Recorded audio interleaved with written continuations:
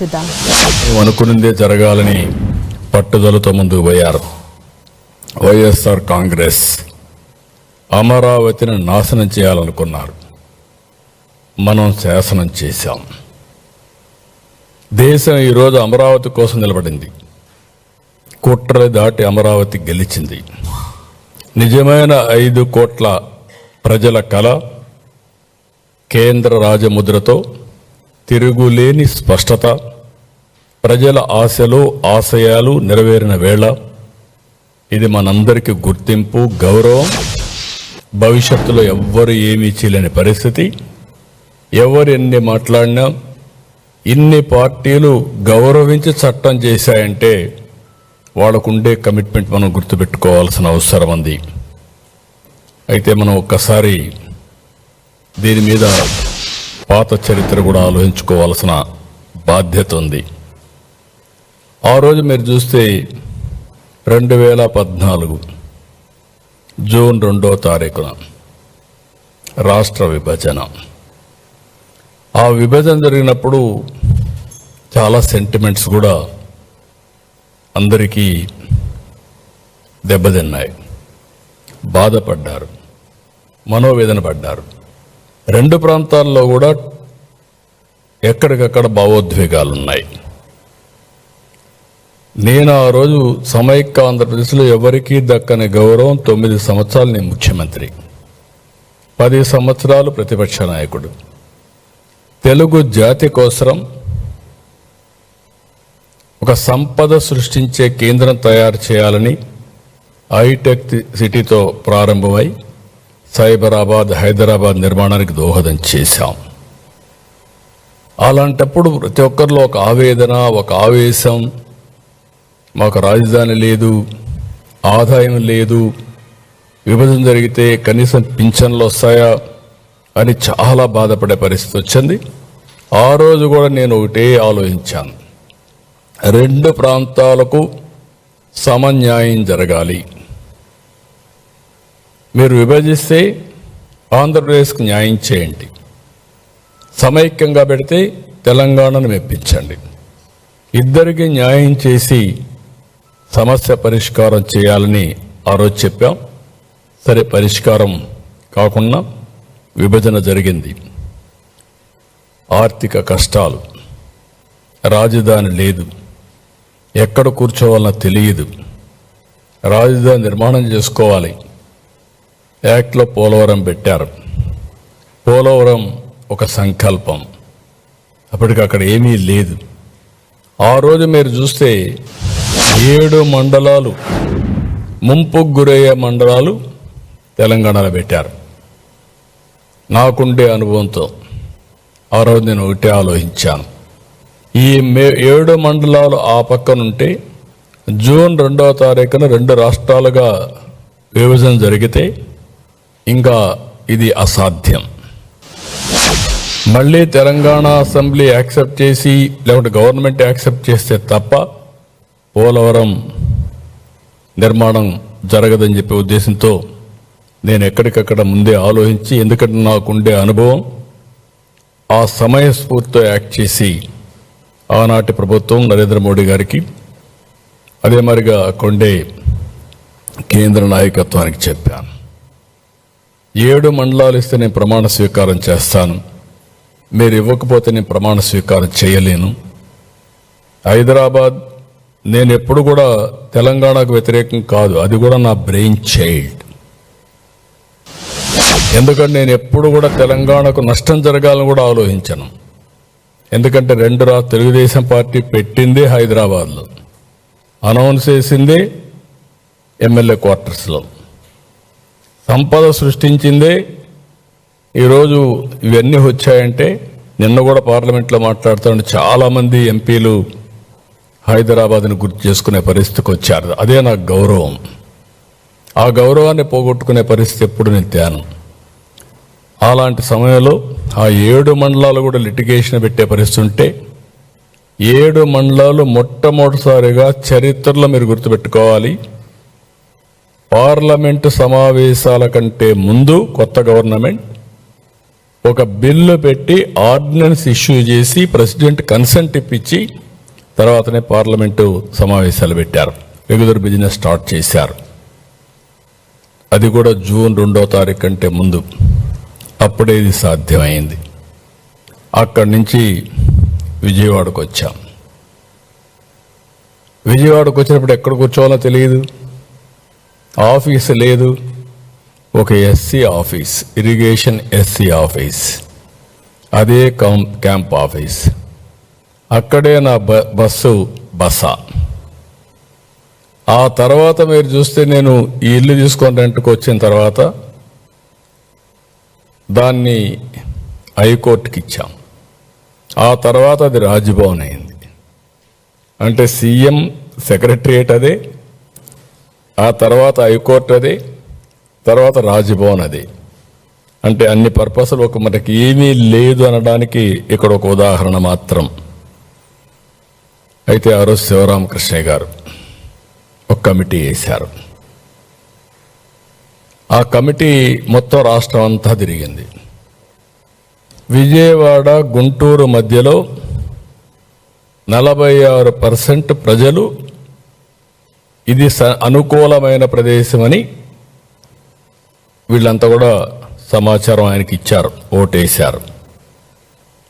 అది చూసిన తర్వాత విత్ కన్సెన్సస్ ఆ రోజు గ్రీన్ ఫీల్డ్ రాజధాని విజయవాడ గుంటూరు మధ్యలో ఉంటుందని డిక్లేర్ చేశాం.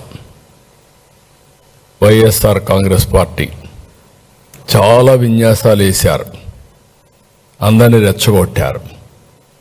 కడాన నేను ఆ రోజు కూడా అభివృద్ధి వికేంద్రీకరణ తెలుగుదేశం పార్టీ సిద్ధాంతం, అదే సమయంలో అధికార వికేంద్రీకరణ చేస్తూనే మనకంటూ ఒక రాజధాని ఉండాలి. తెలంగాణకు హైదరాబాద్ ఉంది, కర్ణాటకకు బెంగళూరు ఉంది, చెన్నైకి తమిళనాడుకి చెన్నై ఉంది. అలాంటి రాజధాని నగరం ఉంటే తప్ప భవిష్యత్తు లేదనే ఉద్దేశంతో మనం సంకల్పం చేశాం. ఆ సంకల్పమే 2 ప్రాంతాలకి, నార్త్ అండ్ సౌత్ సమాన దూరం, 12 పార్లమెంట్లు ఒక పక్క, 12 పార్లమెంట్లు ఇంకొక పక్క, డిస్టెన్స్ కూడా మోరార్లెస్ సేమ్. 13వ పార్లమెంట్ గుంటూరు. అలాంటి ప్లేస్ని ఎంపిక చేశాం. ఒక్కసారి ఆ రికార్డ్స్ మీరు పోతే ఏవేం చెప్పారు, చిన్న రాష్ట్రం అయిపోయింది, విభేదించడం నాకు ఇష్టం లేదు, అదే సమయంలో 30,000 ఎకరాలు కావాలి, అలాంటివి ఉంటే నాకు అబ్జెక్షన్ లేదు అని చెప్పి ఎక్కడైతే కనెక్టివిటీ, నీటి లభ్యత, భూమి, ఇక్కడ రాజకీయ చైతన్యం అన్నీ కూడా ఇక్కడ ఎప్పటి నుంచో జరిగిన ప్రాంతాన్ని మనం ఒక సంస్కృతి సాంప్రదాయాలకు నిలమైన ప్రాంతాన్ని మనం ఎంపిక చేశాం. మీరు ఏ యాంగిల్లో చూసినా భౌగోళికంగా, ఒక హిస్టారికల్గా, వనరుల పరంగా హైదరాబాద్కు నీళ్లు లేకపోతే ఎన్నో సంవత్సరాలుగా వారానికి ఒక్కసారి నీళ్లు ఇచ్చేవాళ్ళం. ఏవి 9 మున్సిపాలిటీలకి. సిటీలో కూడా ఆ ప్రాబ్లం ఉండేది. ఏం చేయాలన్నా పరిష్కారం చేయలేక చాలామంది ఇది చేస్తే గండిపేట ఎండిపోతే ఆ రోజు నేను ఎట్టి పరిస్థితిలో ఇవ్వాలని నాగార్జున సాగర్ నుంచి మొట్టమొదటిసారిగా ధైర్యం చేసి 1 సంవత్సరం నీళ్లు తీసుకుపోయి హైదరాబాద్కి ఇచ్చాం. ఇక్కడ ఆ సమస్య లేదు, అన్ని నీళ్లు కానీ అన్నీ ఉండే పరిస్థితి వచ్చింది. దీనికి ఒక హిస్టరీ ఉంది. శాతవాహనులు వెళ్ళిన ప్రాంతం, బౌద్ధం విరాజిల్లిన ప్రాంతం. లండన్లో ఇప్పుడు కూడా అమరావతి మ్యూజియంలో ఉంది, ఒక గ్యాలరీ అమరావతి ఉంది. చెన్నైలో కూడా ఉంది, అమరావతి పైన గ్యాలరీ ఉండే పరిస్థితి వచ్చింది.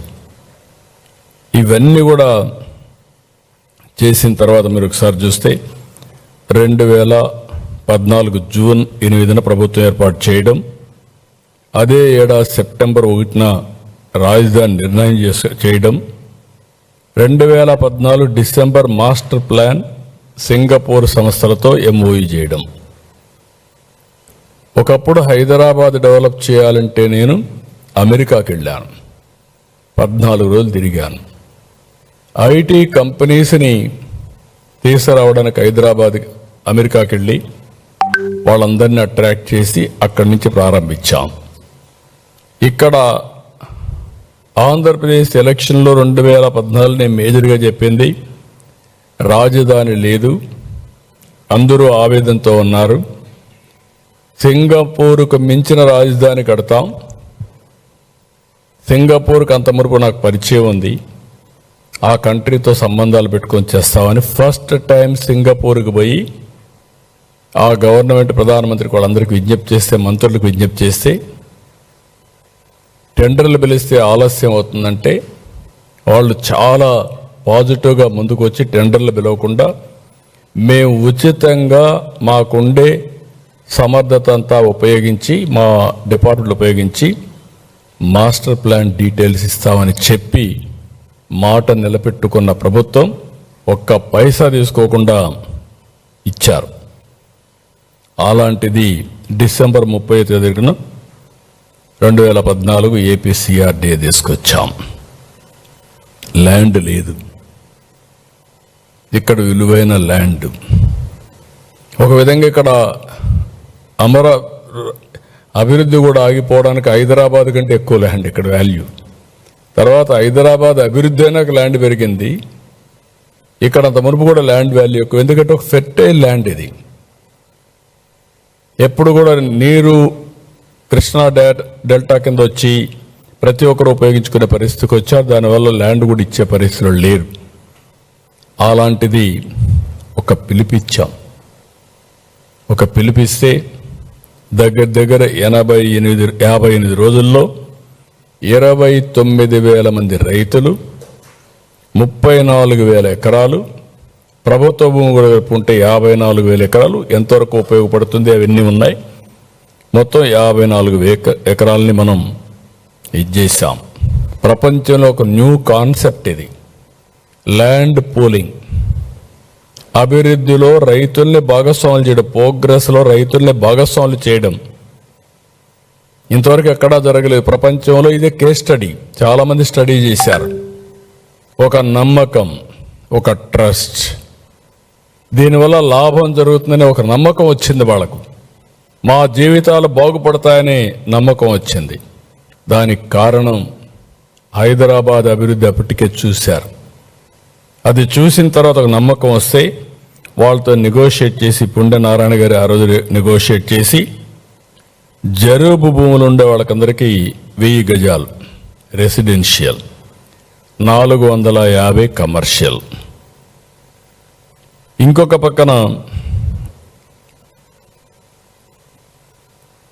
ఏదైతే నాన్ జరీబు రైతులకి 1000 చదరపు గజాలు రెసిడెన్షియల్, 250 గజాలు కమర్షియల్. ఆ రోజు 50,000 రూపాయలతో యాన్యుటీ ప్రారంభించాం.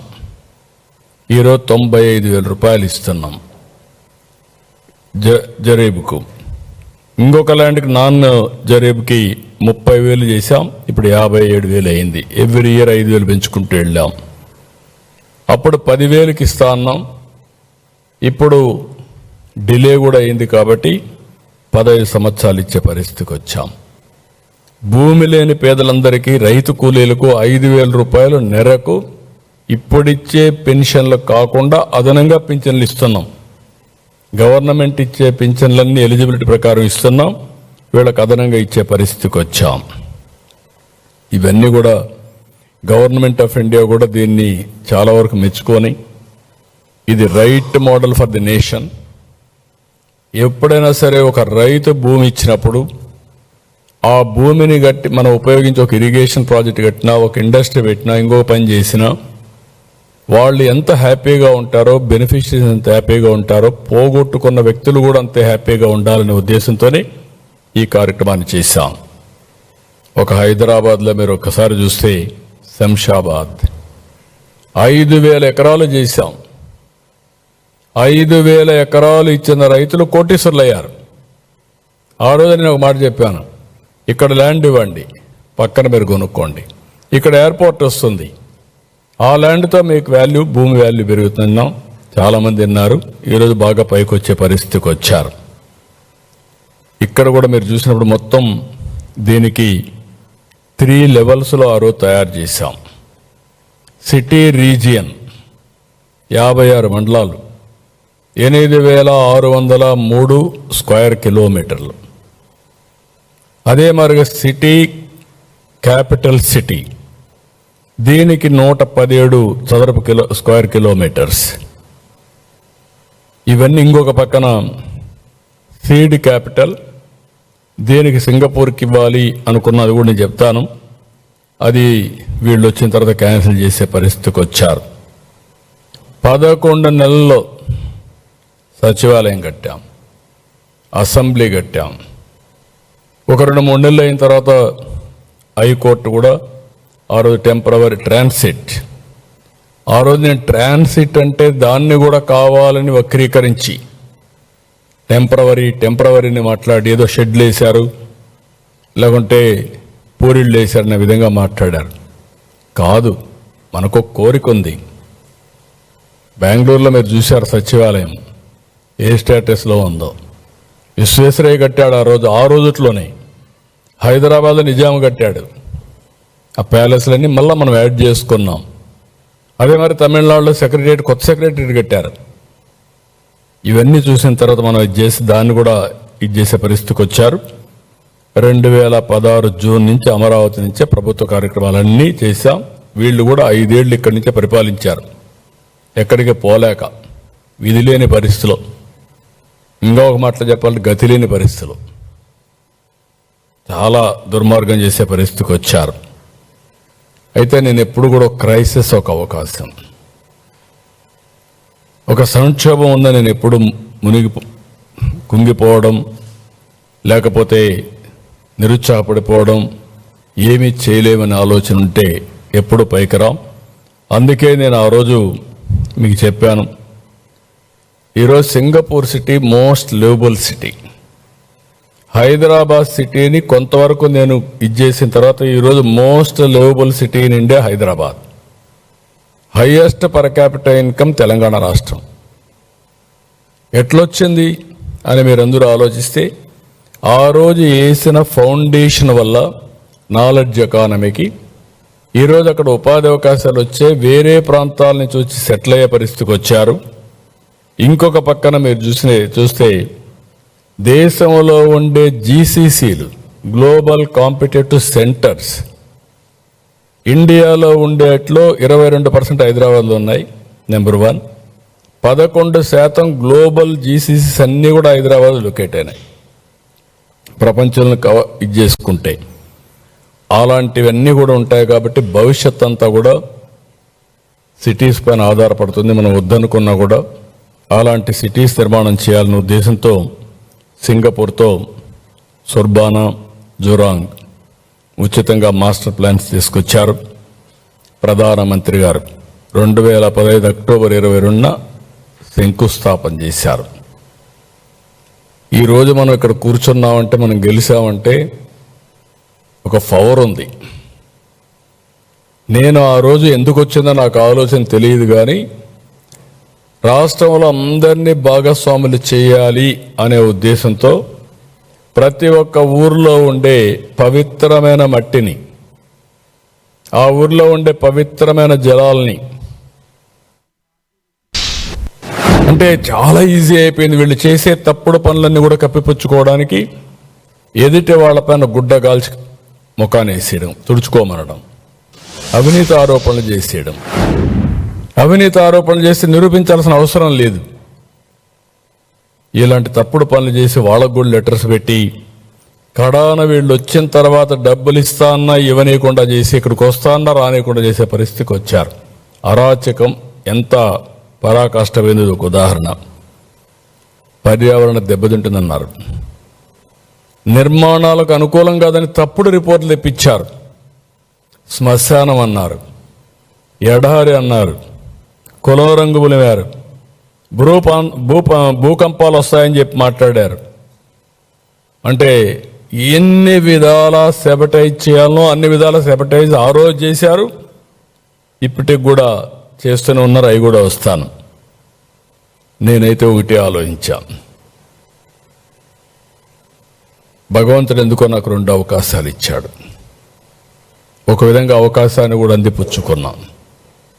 ఫస్ట్ అవకాశం తెలుగు జాతికి ఒక నాలెడ్జ్ ఎకానమీలో ప్రముఖ పాత్ర ఉండాలని ఆలోచించాను. అదే హైటెక్ సిటీ, అదే సైబరాబాద్, అదే ఈరోజు హైదరాబాద్ నగరం.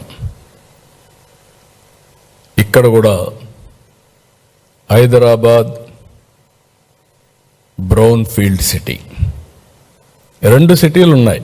హైదరాబాద్ సిటీ, సికింద్రాబాద్ ఉంది. నేను 1 మోర్ సిటీ యాడ్ చేశాను, అదే సైబరాబాద్. ఈరోజు హైదరాబాద్కి అదే గుండెకాయ, హార్ట్ ఈస్ సైబరాబాద్. ఇక్కడికి వచ్చినప్పుడు నేను విజయవాడ ఉంది, మంగళగిరి ఉంది, గుంటూరు ఉంది, పక్కనే తెనాలి ఉంది. ఇవన్నీ కూడా మనం వేసినటువంటి ప్లానింగ్ మీరు చూస్తే నూజివీడు, ఇంకొక పక్క పామర్రు, ఈ పక్క చిలుకూరుపేట, పక్కన జగ్గయ్యపేట, సత్తెనపల్లి, ఈ ఏరియా అంతా వస్తాయి. Inner ring road, outer ring road cover చేస్తే ఇక్కడికి వచ్చినప్పుడు 9 నగరాలు ప్లాన్ చేశాం. గవర్నమెంట్ సిటీ, ప్రభుత్వ సిటీ, ఆర్థిక city, knowledge city, justice city, health city, sports city, tourism, media, electronics నగరాలు. ఇవన్నీ కూడా 4 ఆఫీసులు కట్టేస్తే అయిపోదు, కట్టేయచ్చు. ఒక్కొక్కసారి సంక్షేమం వచ్చినప్పుడు ఏమేమి అవకాశాలున్నా ఎత్తుక్కొని తగిన విధంగా ప్రణాళికలు చేస్తే మన తర్వాత కూడా శాశ్వతంగా ఉంటాయనే ఉద్దేశంతో ఆ రోజు చేశాం. ముందు మీరందరూ ఆ రోజు చూసుంటారు, జపాన్ నుంచి ఒక ఆర్కిటెక్ట్ని పెట్టాం.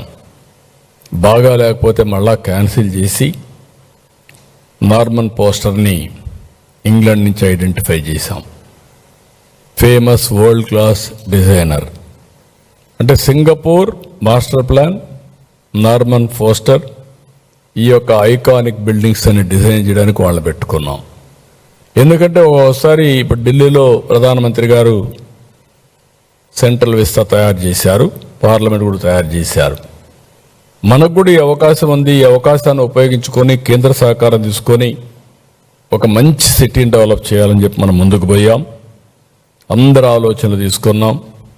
16,000 కోట్ల రూపాయలు లోటు బడ్జెట్ ఉన్న లోటు బడ్జెట్ తాత్కాలికం, వినూత్నమైన ఆలోచనతో ముందుకు పోయాం. వరల్డ్ బ్యాంక్, ఏడీపీ వంటి సంస్థలు ముందుకు వచ్చాయి. ఇంకొక పక్క దీంట్లో మీరు చూస్తే 30% బ్లూ అండ్ గ్రీన్, అమరావతిలో బ్యూటీ ఇది, స్ట్రైట్ రోడ్స్. ఇంకొక పక్క 360 కిలోమీటర్ల ప్రధాన రోడ్ గ్రిడ్, ఇంకొక పక్క 1200 కిలోమీటర్ ఎల్పిఎస్ ల్యాండ్ పూలింగ్, రైతులకందరికీ రోడ్లు వేయడం, అన్నీ కూడా డక్ట్లోనే యూటిలిటీస్ అన్ని తీసుకురావడం. సైడ్ రోడ్స్ కానీ, స్ట్రైట్ రోడ్స్ కానీ, వయాడక్ట్ కానీ, గ్రీన్ ఎనర్జీ కానీ, డిస్ట్రిక్ట్ కూలింగ్ కానీ, ఇలాంటివి ఎఫిషియెంట్గా ఏమేమి చేయగలుగుతామో అన్నీ చేశాం. 3,300 కిలోమీటర్ల సైకిల్ పాత్, వాకింగ్ ట్రాక్, ఈ 2 కూడా క్రియేట్ చేస్తున్నాం. 5, 10, 15 నిమిషాలు కాన్సెప్ట్ పెట్టుకున్నాం. 5 నిమిషాలు ఎమర్జెన్సీ, 10 నిమిషాలు ఏదైనా వాళ్ళకి కావాల్సినటువంటి పార్కు ఇలాంటి ఇవన్నీ, 15 నిమిషాలు maximum employment, walk to work. ఇలాంటి కాన్సెప్ట్స్ పెట్టుకొని ముందుకు పోయే పరిస్థితికి వచ్చాం. ఇక్కడ 1690 ఎకరాలు స్టార్టప్ ఏరియా సింగపూర్తో ఒప్పందం చేసుకున్నాం. వాళ్లే అభివృద్ధి చేస్తారు. అభివృద్ధి చేసిన తర్వాత 52% వచ్చిన డబ్బుల్లో మనకి ఇస్తారు. వాళ్ళు డెవలప్మెంట్ చేసిందని 42% వాళ్ళు ఉంచుకొని 52% మనకి ఇచ్చే పరిస్థితికి వచ్చారు. అలాంటిది 9,000 కోట్లు పనులు కూడా కంప్లీట్ చేశారు 2019కి. అక్కడి నుంచి మీ అందరికీ ఐడియా ఉంది ఏం జరిగిందని. ప్రపంచంలో ఎవ్వరూ సింగపూర్ పైన అవినీతి ఆరోపణలు చేయలేదు. అలాంటిది ఒక అవినీతి పార్టీ వాళ్ళపైన ఆరోపణలు చేసి వాళ్ళు తరివేసే పరిస్థితికి వచ్చారు. నానా రకాలుగా హింసించి ప్రపంచంలో ఎవ్వడూ ధైర్యం చేయలేదు. నేను ఎన్నోసార్లు చెప్పాను, నేను సింగపూర్ పోయినప్పుడు నేను ట్రై చేశాను డ్రైవర్కి డబ్బులు ఇవ్వాలని, ఎవడు తీసుకోవాలా. మా అశోక్ గజపతిరాజు గారు మంత్రిగా వస్తే సింగపూర్కి వస్తే సిగరెట్ తాగడం మానేశాడు. ఏంటి అశోక్ గారు సిగరెట్ తాగడం మానేశారని అడిగా. సార్ ఇక్కడ $500 ఫైన్ సార్, నా దగ్గర ఉండేది 500 ఉంది, ఇది అయిపోతే మళ్ళీ నేనేం చేయాలి, కాబట్టి నేను చేయను సార్ అప్పని అన్నాడు. అలాంటి దేశం పైన అబాండాలు వేసి ఒక గుడ్ విల్తో వచ్చారు. ఇప్పుడు కూడా చెప్తాను, సింగపూర్ ఎప్పుడు కూడా ఒక నమ్మకం, ఒక క్రెడిబిలిటీ, విశ్వసనీయతకి గౌరవిస్తారు ఆ దేశం. నేను చాలా దేశాలు తిరిగాను. అలాంటి దేశంతో లేనిపోని సమస్య పెట్టి మొత్తం కంపు చేసే పరిస్థితికి వచ్చారు. ఇంకొక పక్కన అమరావతి బ్రాండ్ పూర్తిగా దెబ్బతినే పరిస్థితికి వచ్చింది. నేను ఆ రోజు బాండ్స్ ఇస్తే విత్-ఇన్ 2 hours క్లోజ్ అయింది. దాన్ని బట్టి ప్రపంచం మొత్తం అమరావతి అంటే ఎంత క్రేజ్ ఉందని మనం అర్థం చేసుకోవాల్సిన అవసరం ఉంది. మనం వేసిన ప్లానింగ్ కానీ, ప్రణాళికలు కానీ, ఆలోచనలు కానీ విదేశ సంస్థలు కూడా చాలా ఆసక్తి చూపించాయి. ఆ రోజు పెట్టిన విట్, SRM, అమృత్ కొద్ది కొద్దిగా వచ్చే పరిస్థితికి వచ్చింది.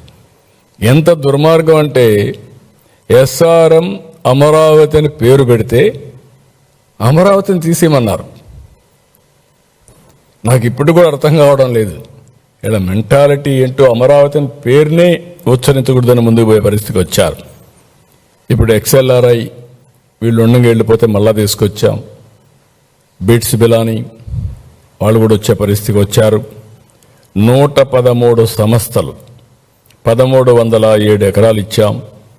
33,000 కోట్ల రూపాయలు పెట్టుబడులు పెట్టడానికి సిద్ధంగా ఉన్నారు. తొందరగా ఈ పనులన్నీ స్టార్ట్ అవుతాయి.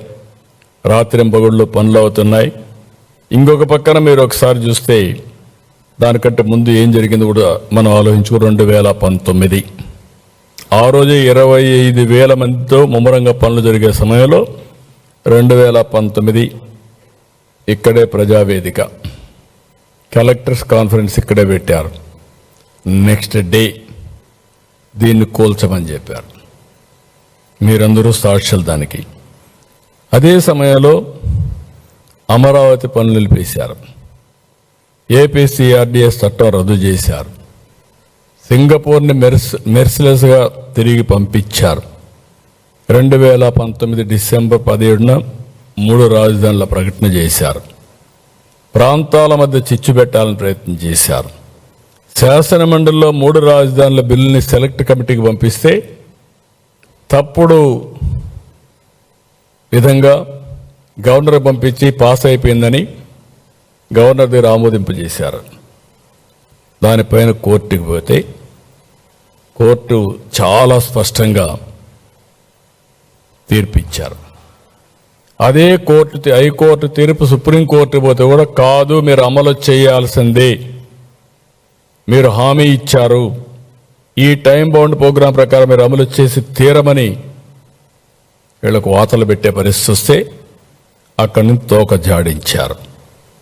అయితే అప్పటికి ఇప్పటికీ అదే ఆరోపణలు, అదే విషయం. ఇంకొక పక్కన ఒక కక్ష కట్టారు. రైతుల పోరాటాలు చేశారు. 1 రోజు 2 రోజులు కాదు. నా లెక్క ప్రకారం ప్రపంచంలో ల్యాండ్ పూలింగ్లో భూమి ఇచ్చి 1631 రోజులు పోరాటం చేసిన ఏకైక ఉద్యమం అమరావతి ఉద్యమం. మామూలుగా వాళ్ళని చేయలేదు. వాళ్ళ కౌంటర్గా పెయిడ్ ఆర్టిస్టులు పెట్టి కౌంటర్ క్యాంపులు పెట్టారు, ఎక్కడెక్కడో తీసుకొచ్చి పెట్టించారు. ఏది నిలవలేకపోయింది. హింస, కేసులు, వేధింపు, ఎస్సీలపైనే ఎస్సీ అట్రాసిటీ యాక్ట్ పెట్టి జైలు పంపించడం, నా మీద రాళ్లతో కర్రలతో దాడి చేసి, చెప్పులతో దాడి చేసి, కడాన ఆనాటి డీజీపీ సమర్థించుకున్నాడు ప్రజాస్వామ్యాలు ఇవన్నీ సాధ్యమని. పవన్ కళ్యాణ్ పోతే ముళ్ళ కంపేసి ఆయన నిలవరించే పరిస్థితికి వచ్చారు. 2022 మార్చి 5న అమరావతి ఏకైక రాజధానిగా అభివృద్ధి చేయాలని హైకోర్టు నిర్ణయించడం, సుప్రీంకోర్టు దాన్ని అప్పీల్ చేయడం, ఆ హైకోర్టు జడ్జి ట్రాన్స్ఫర్ అయ్యి వెళితే రైతులంతా కూడా పూలు తీసుకొచ్చి సగం కాళ్లపై నిలబడుకొని నీల్ డౌన్ అయ్యి వారికి సెండ్ ఆఫ్ ఇచ్చారు. మొత్తం ఆ రోడ్డు పూలతో అలంకరించి సెండ్ ఆఫ్ ఇచ్చి కృతజ్ఞతలు తెలియజేశారు. అంటే ఈరోజు న్యాయస్థానాలు దీన్ని కాపాడాయి. ఆ రోజు న్యాయస్థానం కాపాడకపోయి ఉంటే ఏమైండోదో మనందరం గుర్తుపెట్టుకోవాల్సిన అవసరం ఉంది. ఆ రోజు సిఆర్డీఏ చట్టం కానీ న్యాయస్థానాలు కానీ ఇది ఏ విధంగా అభివర్ణించాలో కేస్ స్టడీ మనందరికీ. నియంత అంటామా, లేకపోతే నాకు ఏ భాష రావడం లేదు. ఎందుకంటే నేను చాలామందిని చూశాను, చరిత్రలో చాలా పోరాటాలు చూశాను. కానీ ఏ పోరాటమైనా, ఏ వ్యక్తి అయినా ప్రజలను చూసి భయపడతారు. ప్రజాభిప్రాయానికి అనుకూలంగానే ఉంటే ఆ పార్టీలు రాణిస్తాయి. ఎక్కడా అలాంటి దాఖలాలే కనపడడం లేదు. ఈరోజు మళ్ళీ 2021 అయితే 3 రాజధానుల చట్టం ఉపసంహరించుకున్నారు. సిఆర్డీఏ చట్టాన్ని పునరుద్ధరించారు. మళ్ళీ మాట్లాడుతూనే వచ్చారు. విశాఖకు వస్తామంటే విశాఖలో మాకు ఈసారి హైయెస్ట్ మెజారిటీ ఎక్కడన్నా వచ్చాయంటే విశాఖపట్నంలో వచ్చాయి. ఎప్పుడూ వస్తాయి, ఈసారి దానికంటే ఎక్కువ మెజారిటీ వచ్చాయి. వీళ్ళు అక్కడ రాజధాని పెడతామన్నా. భాషా ప్రయుక్త రాష్ట్రాలు ఏర్పాటు కావడానికి నాంది పలికిన రాష్ట్రం ఆంధ్రప్రదేశ్ రాష్ట్రం. అలాంటి రాష్ట్రానికే రాజధాని లేని పరిస్థితి. ఒకసారి తలుచుకుంటే చాలా బాధేస్తుంది, ఆవేశం వస్తుంది, మనుషులను కూడా కుంగిపోయే పరిస్థితికి వస్తుంది. 2024 ప్రజలు కూడా ఉక్కు సంకల్పంతో ముందుకు వచ్చారు. అఖండ విజయాన్ని ఇచ్చారు. ప్రజాప్రభుత్వం వచ్చింది. కేంద్రం రాష్ట్రం డబుల్ ఇంజిన్ సర్కార్ వచ్చింది. 3 రాజధానులని డ్రామాలాడిన వ్యక్తులు 3 చోట్ల ఇర్రెస్పెక్టివ్ ఎక్కడ చెప్పినా కూడా ప్రజలు నమ్మకుండా వాళ్ళకి బుద్ధి చెప్పే పరిస్థితి వచ్చారు. మళ్ళీ అమరావతికి పటిష్టమైన పునాదులు వేసే కార్యాచరణ మొదలైంది. 2025 మే 2న ప్రధాని చేతుల మీదుగా అమరావతి పనులు రీస్టార్ట్ చేశాం. ఆయన ఎంతో అభిమానంగా మనకు ఎలాంటి ఇబ్బంది లేకుండా క్లియర్ చేయాలని ఆర్థిక సహాయం చేయడం, వరల్డ్ బ్యాంక్ని ఇలాంటి మిగిలిన ఏజెన్సీస్ కూడా ఫైనాన్స్ మినిస్టర్ గారు చెప్పడం, ఎక్కడ కూడా ఇబ్బంది లేకుండా సుజావుగా పోవడానికి ఏమేం చేయాలని చేయమని చెప్పి చాలా స్పష్టంగా చెప్పారు. విభజన చట్టంలోని సెక్షన్ 5(2) రాజధానిపై స్పష్టత ఇవ్వాలని చెప్పి ఆలోచించాం. ఎందుకంటే ఇప్పుడు చట్ట ప్రకారం 10 సంవత్సరాలు హైదరాబాద్ రాజధాని 2 రాష్ట్రాలకు, లేకపోతే ఎక్కడా ఇలాంటి ఇబ్బందులు లేవు. ఎవరు ఇలాంటి వ్యక్తులు కూడా రాలా. మా ఊరు తీసిపోతాను ఎవరు ఆలోచించలేదు. లేకుంటే ఇలాంటి నాకు తెలిసినంత వరకు ఇండిపెండెంట్ ఇండియాలో 3 రాజధానుల డ్రామా ఆడింది ఎప్పుడు లేదనుకుంటాను. నాకు తెలిసి నేను 48 నుంచి రాజకీయాల్లో ఉన్నా. చిన్నప్పుడు నాకు తెలియదు, కానీ 1978 నుంచి నేను రాజకీయాల్లో ఉన్న. చరిత్రలో కూడా ఎక్కడ లేవు అలాంటి డ్రామాలు ఆడే పరిస్థితికి వచ్చారు. మార్చి 28న అసెంబ్లీలో తీర్మానం పెడితే బాగుంటుందంటే తీర్మానం కూడా పెట్టి పంపించాం. నిన్న రాజ్యసభలో కూడా బిల్లు పాస్ అయింది. ఇంక ఈరోజు రేపు గెజెట్ నోటిఫికేషన్ వస్తుంది. అమరావతి ఆంధ్రప్రదేశ్ గుండె చప్పుడు. ఒక మాటలో చెప్పాలంటే అమరావతి ఆంధ్రప్రదేశ్ గుండె, దేశానికి గౌరవం, ప్రైడ్. 2005 మన్మోహన్ సింగ్ అమెరికాకి వెళ్ళాడు. అమెరికాకి వెళ్ళి సగర్వంగా చెప్పాడు ఒక మాట, మీ దేశంలోనే పెద్ద పెద్ద నగరాలు, పెద్ద పెద్ద సిటీలు అనుకుంటున్నారు, మాకు కూడా అలాంటి సిటీస్ ఉన్నాయి, అదే హైదరాబాద్ అని 2000 హైదరాబాద్లో సగర్వంగా అమెరికాలో చెప్పాడు. న్యూయార్క్ సిటీలో, వాషింగ్టన్లో చెప్పే పరిస్థితికి వచ్చాడు. అలాంటి సిటీ మనకు కూడా అవసరం. అందరూ మాట్లాడుతున్నారు ఈరోజు, ఇంటలెక్చువల్స్ మాట్లాడుతున్నారు, ప్రజలు మాట్లాడుతున్నారు, అందరూ మాట్లాడే పరిస్థితికి వచ్చారు. అందుకే దీన్ని మనం గుర్తుపెట్టుకోవాల్సింది విద్య. చాలామంది ఈ సిటీ వల్ల లాభాలు ఏంటంటున్నారు. ఇదే మరిగన్నారు నన్ను హైదరాబాద్లో. ఏం చేశావు నువ్వు? హైటెక్ సిటీ నుంచి ఒక రోడ్ వేసావు ఎయిర్పోర్ట్కి, ఇంకేముంది ఇక్కడ అన్నారు. ఈరోజు ఆ రోడ్డే ప్రారంభం. ఈరోజు హైదరాబాద్ ఆ స్థాయికి వచ్చిందంటే నేను భయపడకుండా ముందుకెళ్ళాను కాబట్టి, ధైర్యంగా ముందుకెళ్ళాను కాబట్టి ఈరోజు హైదరాబాద్ అనేది కానీ తెలంగాణకి ఒక ఆయుపట్టుగా తయారయ్యే పరిస్థితి వచ్చింది. ఇక్కడ కూడా ఇంత జరిగిన తర్వాత నేను భయపడితే దీనికి మీనింగ్ ఉండదు. విద్య, ఉద్యోగం, విజ్ఞానం, ఇది ఒక నర్వ్ సెంటర్. మనందరం గుర్తుపెట్టుకోవాల్సిన అవసరం ఉంది. ఈరోజు ఒక అమరావతిని, ఒకప్పుడు హైదరాబాద్, దేశమంతా నగరాలని పాత నగరాలు. Chandigarh one of the best city ఒకప్పుడు. ఇప్పుడు అది ఓన్లీ హెరిటేజ్ సిటీ, పెద్ద ఎకనామిక్ యాక్టివిటీ ఉండదు. ఇటీవల హైదరాబాద్ ఇది బెస్ట్ సిటీ, అది ప్రజెంట్. ఫ్యూచర్కి ఒక సిటీ అవసరం మనందరికీ. ఇండియాలో model city, that is Amaravati. అయితే అమరావతిని అభివృద్ధి చేస్తున్నామని మిగిలిన ప్రాంతాలు నెగ్లెక్ట్ చేయడం లేదు. విశాఖపట్నం, అమరావతి రీజియన్, తిరుపతి రీజియన్, 3 రీజియన్లు కాబట్టి అన్ని టౌన్స్నే కాకుండా ఆ ప్రాంతాన్ని అభివృద్ధి చేసే బాధ్యత తీసుకుంటున్నాం. ఒక్కొక్క ప్రాంతానికి ఒక్కొక్క టైప్ ఆఫ్ ఇండస్ట్రీస్ కానీ డెవలప్మెంట్ తీసుకొస్తున్నాం.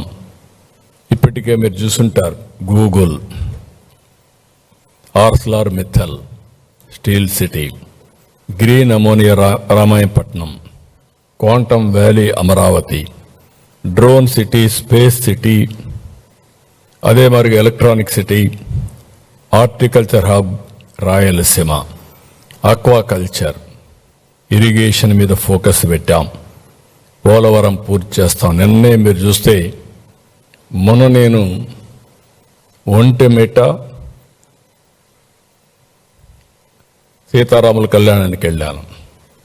అదే రోజు లోక్సభలో బిల్లు పాస్ అయింది. నిన్న నేను 2వ తారీఖు రాజ్యసభలో బిల్లు పాస్ అయింది. నిన్నే మీరు చూస్తే డయాఫామ్ వాల్ పూర్తయింది. ఈ 2 సింక్రనైజ్ అయినా అంటే చరిత్రలో ఏ విధంగా వస్తాయి, ఒక్కొక్కటే ముందుకు పోయే పరిస్థితి వస్తుంది. ఇది 2027 బిఫోర్ గోదావరి పుష్కరాలు పోలవరం పూర్తి చేసి జాతికి అంకితం చేస్తాం. ఇంత జరిగిన ఇవన్నీ కూడా చూస్తే ఎవరికైనా కొంచెం ఆలోచిస్తారు. కానీ వైసీపీకి మాత్రం భగవంతుడు ఆ బుద్ధి ఇవ్వలేదు, జ్ఞానం ఇవ్వలేదు. ఏ విధంగా అభివర్ణించాలని కూడా అర్థం కావడం లేదు. ఇంకా విషయాన్ని దిమ్ముతున్నారు, అహంకారాన్ని ప్రదర్శిస్తున్నారు. పార్లమెంట్లో 2 సభల్లో చట్టబద్ధత దక్కితే తట్టుకోలేకపోతున్నారు. అందరూ దేశమంతా ఒకటై ఓటేసి అమరావతిని నిలబెడితే ఇతను మాత్రం దాన్ని సహించలేక ఓరవలేకపోతున్నారు. ఇప్పుడు కొత్తగా అసెంబ్లీకి, పార్లమెంటుకి హక్కే లేదంటున్నారు. ఎక్కడ కూర్చుంటే అక్కడే రాజధాని అంటారు. ఈ తిక్కకు పరిష్కారం ఏంటో నాకైతే అర్థం కాల. ఈ తిక్కనాలనా ఏమనాలి? ఏంటిది? దీని పరిష్కారం ఏంటి? సాక్షాత్తు పార్లమెంటు ఒక చట్టాన్ని చేస్తే చట్టాన్ని అమలు చేయవలసిన రాజకీయ పార్టీలు పార్లమెంటుకి అధికారం లేదు, మీరెవరు చట్టం చేయడానికి అంటే, నేను వస్తే నేను అధికారం వస్తుంది, నేను మళ్ళా ప్రజలు మోసం చేస్తాను, నేను అధికారం తెచ్చుకుంటాను, తెచ్చుకున్నప్పుడు నేను ఏం చేస్తాను చూస్తారు అని బెదిరిస్తే ఏమనాలని అడుగుతున్నా. ప్లాన్ ఏ, ప్లాన్ బి, ఈ రెండో చూసినప్పుడు నాకు అనిపిస్తుంది ప్లాన్ ఏ మొన్నటి వరకు 3 రాజధానులు 3 ముక్కలాట్లు, ఇప్పుడు ప్లాన్ బి. ఈ ప్లాన్ బిలో ఏం చెప్పాలనో మీరే చెప్పాలి. ఆ పేరు పలకాలంటే కూడా నాకు ఇష్టం లేదు. అదే చెప్తాను మావిగానే, అది చెప్పడం నాకు ఇష్టం లేదంటున్నా. మరిచిపోవడం మంచిది. ఇలాంటి ఇవన్నీ కూడా ఏమనాలి? ఏంటి మనస్తత్వం ఏంటి? నాకు అంతుపట్టలేదు, మీకు అంతుపట్టిందా? ఈ మనస్తత్వం మీకు అంతుపట్టలేదు, ప్రజలకైనా అంతుపట్టిందా? ఏంటి ప్రవర్తన? ఏంటి ఇలాంటి వాళ్ళు రాజకీయం చేయడం ఏంటి? మనందరం కలిసి ఏ విధంగా ముందుకు పోతాము? నాకైతే ఒకప్పుడు అందరూ అంటారు సైకో అంటారు, లేకపోతే ఇతనికి రకరకాలుగా మాట్లాడతాను. నేను ఎన్ని మాట్లాడదలుచుకోలేదు. ఈరోజు దేశమంతా పార్లమెంట్లో మనకు సపోర్ట్ చేసి ఈ రాజధాని రావాలి, అమరావతి అభివృద్ధి కావాలి, ఆంధ్ర రాష్ట్రం బాగుపడాలి, దేశ అభివృద్ధికి కూడా దోహదం చేయాలి అని వాళ్ళందరూ మాట్లాడి యునానమస్గా అమరావతికి సంఘీభావాన్ని తెలియజేశారు, అమరావతి నిలబెట్టారు. వాళ్ళని తప్పుపడుతున్నాడు. ఏమనాలి నాకైతే అర్థం కావడం లేదు. అంటే వాళ్ళంతా ఏమీ తెలియని వాళ్ళు, ఈయనొక్కడే తెలివైన వాడు, ఇలాంటి మాట్లాడే పరిస్థితికి వస్తున్నాడు. కాబట్టి మనందరం కూడా గుర్తుపెట్టుకోవాల్సింది, ఇలాంటి చూస్తే ఇంత విషం, ఇంత కుట్ర, ఇంత నేరాలు ఘోరాలు చేసి మళ్ళీ ఎదురుదాడి చేయడం, ధైర్యంగా ఫేస్ చేయడం, ఇవన్నీ చూసినప్పుడు చాలా బాధేస్తుంది. ఈ రాష్ట్రానికి ఇదొక ఎందుకు ఇలాంటి తెలుగు జాతి చాలా సమస్యలు ఫేస్ చేశాం, 1-2 కాదు. మొన్నటి వరకు ఉనికి లేని పరిస్థితి, ఇప్పుడు మన వాళ్లే ఉనికి లేకుండా చేయాలనే విషయం కక్కడం, ఇవన్నీ చాలా. ఇంకొక పక్కన డిజైన్ ఉంది దీంట్లో, బెదిరిస్తే పెట్టుబడులు రావని. ఇది కూడా చాలా నీచం. ఎప్పుడు కూడా మీరు ఏమి చేసినా ఈ ప్రభుత్వం ఫర్మ్గా ఉంటాం, ఎక్కడ తగ్గే పరిస్థితి ఉండదు. ప్రజాస్వామ్యంగా ఎవరు చెప్పినా వింటాం, అప్రజాస్వామ్యంగా మాట్లాడితే మాత్రం స్టబర్న్గా ప్రజాహితం కోసం ముందుకు పోవడం తప్ప ఇంకోటి లేదు. నేను ఒకటే గుర్తుపెట్టుకోవాలి, మనందరం చరిత్ర ఎప్పుడు కూడా రాస్తూ ఉంటుంది, నెగటివ్గా పాజిటివ్గా. అలాంటి వ్యక్తి గుర్తుపెట్టుకోవాలి. మీరు ఏం చేయబోతున్నారో కూడా చరిత్ర మిమ్మల్ని ఎప్పటికీ క్షమించదు. ఈరోజే మనకు జరిగినటువంటి ఇబ్బందుల వల్ల ఆంధ్రప్రదేశ్ రాష్ట్రం దక్షిణ భారతదేశంలో లోయెస్ట్ పర్ క్యాపిటల్ ఇన్కమ్, అప్పుల ఉబిలో ఉన్నాం. ఎక్స్ట్రా ఎఫర్ట్ పెడితే తప్ప అందరం కలిసి మళ్ళీ అందరితో సమానంగా మనం ముందుకు పోయే పరిస్థితి లేదు. నేను అమరావతి ఒకటే కాదు, ఇంకా మిగిలిన అభివృద్ధి అంతా కూడా జరగాల్సిన అవసరం ఉంది. ఎవరు ఎన్ని చేసినా అమరావతి ఆగదు, అభివృద్ధి ఆగదు, సంకల్పం ఆగదు. ఇప్పటికే ప్రపంచ బ్యాంక్ నుంచి, హడ్కో నుంచి, నబార్డ్ నుంచి, నాఫెడ్ నుంచి ఒక 40,000 కోట్ల రూపాయలు టైఅప్ చేశారు. ఇంకో పక్క 56,000 కోట్లకు పనులు పిలిచారు. 91 మౌలిక ప్రాజెక్టులన్నీ ప్రారంభిస్తున్నారు. అధికారులు, ఎమ్మెల్యేలు, మంత్రులు నివాస భవనాలు తొందరలో పూర్తవుతాయి. ఐకానిక్ బిల్డింగ్లు కూడా 2028కి పూర్తి చేస్తాం. ట్రంక్ ఇన్ఫ్రాస్ట్రక్చర్ అంతా 2007కు పూర్తి చేస్తాం. ఇంకొక పక్కన 2028కి మెజారిటీ వర్క్లన్నీ కూడా ఒక స్థాయికి వస్తాయి. కొంతమంది ఇప్పుడు మాట్లాడుతున్నారు అమరావతి మొత్తం పూర్తయిపోతుందా అని. కావాలని కూడా 2 లక్షలు కావాలి, 5 లక్షలు కావాలని మాట్లాడుతున్నారు. ఒక రాజధాని అనేది మనం చేసుకుంటా పోతా ఉంటే నిరంతరం జరుగుతుంది, ఒకరోజు అయ్యేది కాదు. మేజర్ ట్రంక్ ఇన్ఫ్రాస్ట్రక్చర్ మనం చేసిన తర్వాత చేసే సమయంలోనే రాష్ట్ర ప్రభుత్వానికి ఆదాయం పెరుగుతుంది. ఒక బిల్డింగ్ కడితే ఆ బిల్డింగ్కి అవసరమైన మెటీరియల్ కానీ లేబర్ కానీ దానిపైన ఖర్చు పెట్టే డబ్బుల్లో గవర్నమెంట్కి ట్యాక్సేషన్ కింద 15 నుంచి 20% తిరిగి వస్తూ ఉంటుంది. వాళ్ళు అప్పు చేసినా మనం పెట్టినా ఏదైనా.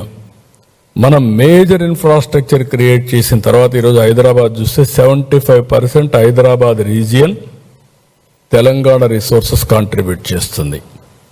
Hyderabad alone 60% service sector contribute చేస్తుంది. అందుకే 9% పైన 9.3 9.6% తెలంగాణకు ఆదాయం వస్తుంది. అంటే వచ్చిన 100 రూపాయలు జిఎస్టిపి కాంట్రిబ్యూషన్ వస్తే అందులో 9.3% 9.6% వస్తుంది. ఆంధ్రప్రదేశ్కి 6% వస్తుంది. అంటే ఆదాయం తక్కువ, దాంట్లో వచ్చే పర్సంటేజ్ తక్కువ. ఇది మనం గుర్తుపెట్టుకోవాల్సిన అవసరం ఉంది. అందుకే ఈ నిర్మాణం అనేది కొంతమంది మళ్ళీ మాట్లాడుతున్నారు, అయిపోతుందా 28కి అయిపోతుందా? 28కి అయిపోవడం కాదు, major works will be completed 28. Amaravati నిరంతరం కొనసాగుతుంది. Inner ring road, outer ring road, రేపు రాబోయే రోజుల్లో అక్కడ ఒక స్పోర్ట్స్ సిటీ, 9 సిటీలు.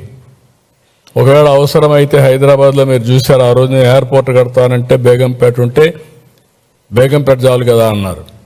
ఇప్పుడు శంషాబాద్లో కడితే అది ఆ రాష్ట్రానికి జిఎస్టిపి కాంట్రిబ్యూషన్కి మేజర్ ఫ్యాక్టర్ అయ్యింది. ఇప్పుడు బెంగళూరు ఎయిర్పోర్ట్ ఉంది. ఒకప్పుడు బెంగళూరు ఎయిర్పోర్ట్ హెచ్ఏఎల్లో ఉండేది. ఇప్పుడు బెంగళూరు ఎయిర్పోర్ట్ హిందూపూర్ సైడ్ హైదరాబాద్ రోడ్డుకి వచ్చింది. ఇప్పుడు ఫుల్ అయింది, కెపాసిటీ హ్యాండిల్ చేయలేని పరిస్థితి. ఇంకొక 5-6 ఏళ్లలో ఇంకొక ఎయిర్పోర్ట్ కావాలి. ఏ పక్క ప్లాన్ చేస్తారో అది వేరే విషయం. అదే మరి మనకు ఒక చిన్న బుడ్డ ఎయిర్పోర్ట్ ఉండేది. ఎప్పుడు వెంకయ్యనాయుడు ఎగతాలు చెప్పేవాడు. చిన్న మార్కెట్ ఏదో ఉంది విజయవాడలో, ఆ మార్కెట్ పేరు చెప్పేవాడు, ఇది ఆ మారిగా ఉందని. దానిపైన ఒక టెర్మినల్ బిల్డింగ్ కట్టించాం. అది అవుతానే ఇంకొక ఇప్పుడు టెర్మినల్ బిల్డింగ్ విత్ ఈ కడుతున్నాం. అది ఉంటుంది. అవసరమైతే రేపు ఇంకొక ఎయిర్పోర్ట్ రావాల్సిన అవసరం ఉంటుంది.